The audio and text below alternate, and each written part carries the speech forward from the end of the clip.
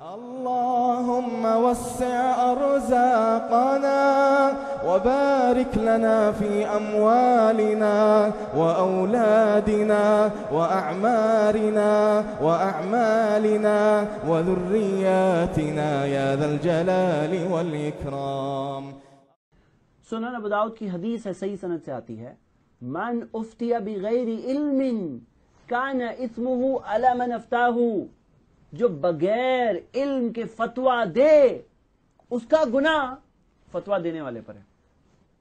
بغیر علم کے کسی نے بول دیا ہاں جائز ہے، یہ کر سکتے ہیں کیا، ہاں جائز ہے، نہیں یہ ناجائز ہے، تو اللہ کے رسول محمد صلی اللہ علیہ وسلم نے کہا کانا اثمہ علی من افتاہ، اس کا گناہ فتویٰ دینے والے پر ہے.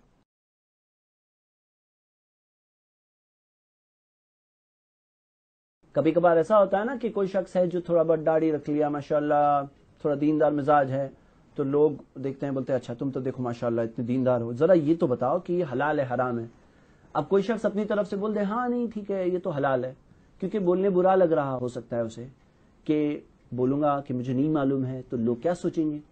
تو نہیں یہاں پر کیا ہو گیا، اب اس شخص کی سزا یہ ہے کان اثمہ علی من افتاہ، اس کا گناہ فتویٰ دینے والے پر ہے.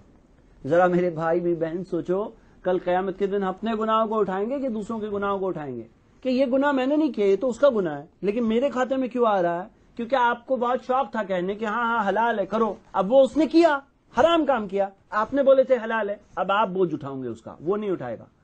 تب تک وہ کب تک نہیں اٹھائے گا، جب تک اس کے سامنے یہ بات واضح نہیں ہے کہ یہ غلط آدمی سے پوچھ لیا میں نے، لیکن پتا چل گیا اور فتویٰ شاپنگ کر رہا ہے کہ ہاں یہاں سے فتویٰ مل گیا نا، اب وہ اٹھائیں گے میرا بوجھ، تو تب نہیں بچنے والا ہے. یہ بہت اہم بات ہے. تو میرے بھائی میری بہنیں، زبان کے غلط اور بدترین استعمال میں سے یہ ہے، اور آج ہمارے دین کو یہی چیز کا بہت بڑا نقصان ہو رہا ہے کہ جو لوگ اپنی طرف سے باتیں بیان کرتے ہیں، اس سے کیا ہو رہا ہے کہ کریکٹ پکچر لوگوں تک نہیں پہنچتا ہے، دین کی صحیح تعلیمات سے لوگ دور ہو جاتے ہیں، انہیں جو معلوم ہے وہ کرنے لگتے ہیں اور صحیح چیز انہیں نہیں معلوم ہوتی ہے. تو یہ بہت بڑا پرابلم آج بن گیا ہے، اور ضرورت یہ ہے کہ ہم اس تعلق سے احتیاط سے کام لیں، پروف سے کام لیں. دلیل دلیل دلیل، ہر سٹیپ پہ دلیل چاہیے. دین کی بات کریں گے تو دلیل کے ساتھ کریں گے، علماء کی طرف رفت کریں گے، علماء کے اندر جو علم والے کبار علماء ہیں ان کے جو فتوے موجود ہیں اس کے تحت ہم فتوے بتائیں، اپنی طرف سے نہ دیں. اپنے آپ کو کیوں خطرے میں ڈالتے ہیں بھائی؟